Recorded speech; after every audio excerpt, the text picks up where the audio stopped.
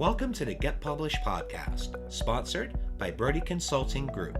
To get more information about our coaching, publishing, executive ghostwriting, and podcast production services, go to getpublishedpodcast.com. Hello, I am Paul Brodie, and thank you for joining us for another episode of the Get Published podcast, where we help authors get published with a proven system that works. Today, we're being joined by Eva Gold, author of Buddhist Psychology and Gestalt Therapy Integrated Psychotherapy for the 21st Century. Eva, welcome to the show. Thank you for having me. Are you ready to get started? Sure. All right. Question number one. What is the one piece of advice that you would give to a first-time author who is currently writing their book? I would advise them to not give up.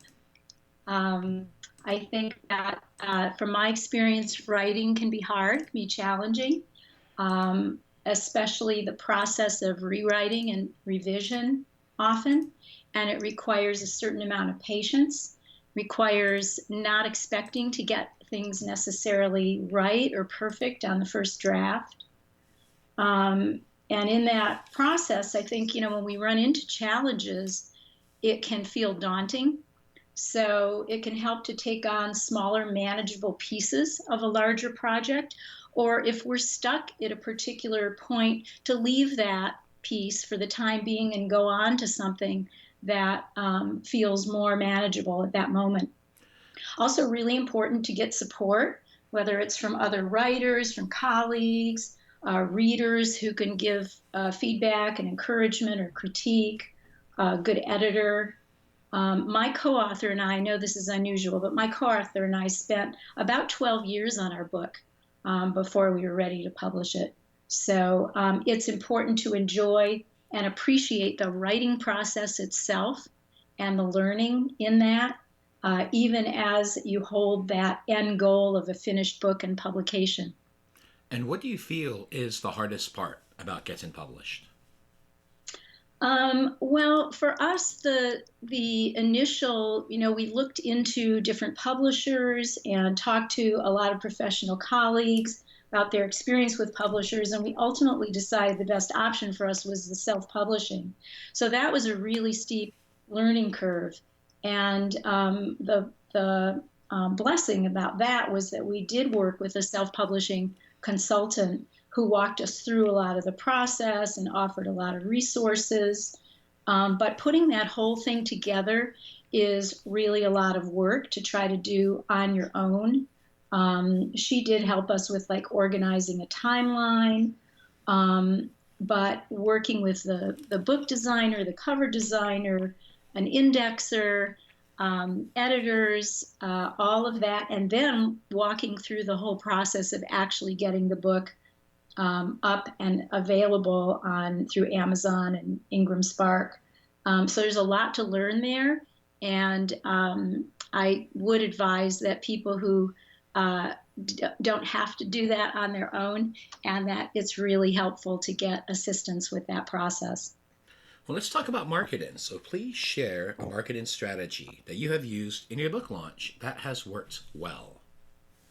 Well, I don't know. Our situation might be a little unique because our book is very targeted for a specific professional audience: psychologists, psychotherapists, counselors, social workers. So we already, having been in the field for 40 years, we already have a very extensive network. So we were able to tap into that for our marketing. So it was things like our professional listservs and attending conferences, having our books available for sale at conferences, using our own, LinkedIn, Facebook, and our own word of mouth, that kind of thing. So that has continued to be our main focus in terms of marketing. Like right after our book was published, we attended a big international conference in Toronto, and we had our books available there, and there was a local bookseller who had books from the people who were presenting at the conference. So that has been great in terms of, and then, of course, word of mouth happens from there. So you mentioned specifically about selling your book at conferences. Can you walk us through that process and why that was such an important part of your strategy? Well, again, the people who are at those conferences are our very particular sort of niche audience. And so we know that the people who are there are going to be interested in our book. And then we're giving, say, a presentation at that conference. So we already have visibility there in the conference program. There's a description of us. There's, bios. And then people come to our presentation and from there might develop more interest in our book, or just being at the conference and walking by the table where our book is displayed gives people an opportunity to see it, to ask us questions about it.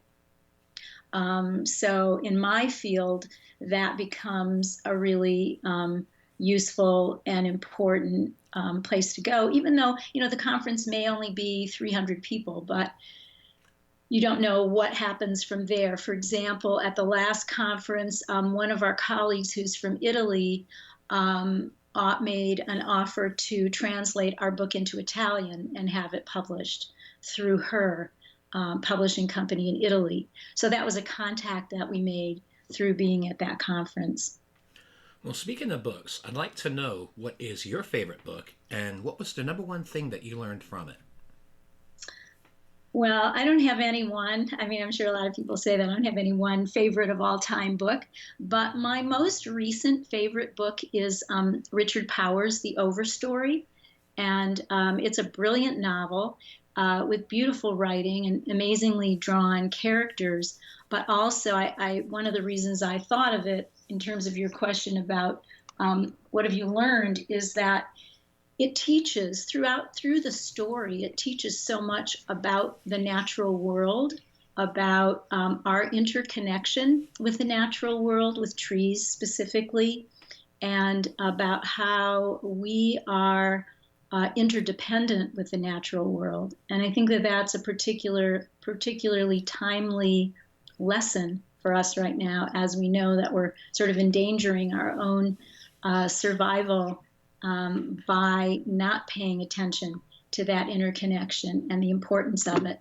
So that's my current book that I think is a must-read for everyone. And for a final question, what is your favorite quote and why?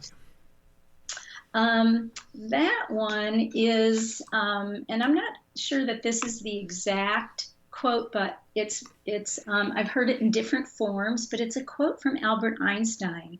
And it says, "A problem cannot be solved with the same mentality that created it. You must learn to see the world anew." And I think it's great advice for writers when we're coming up against a problem in the writing. How can we shift our perspective? And also in what we're writing, how are we offering our reader the possibility of seeing the world anew, seeing things from a different perspective that may offer new opportunities for problem solving. And I think it's what the best books always offer us for our lives in general, and it's how we can expand our current perspective on whatever it is that we're working on or focusing on. Well, Eva, I want to thank you for being a guest on the show. What is the best way for people to find you online? They can find me through Amazon, through the book title, or through my name, Dr. Eva Gold. I have an author page. And then also we have a website at Gestalt Therapy Training Center Northwest.org. Well, thank you once again for being on the show, and I wish you all the best in your author journey ahead. Okay, thank you so much. Thanks again for joining us today.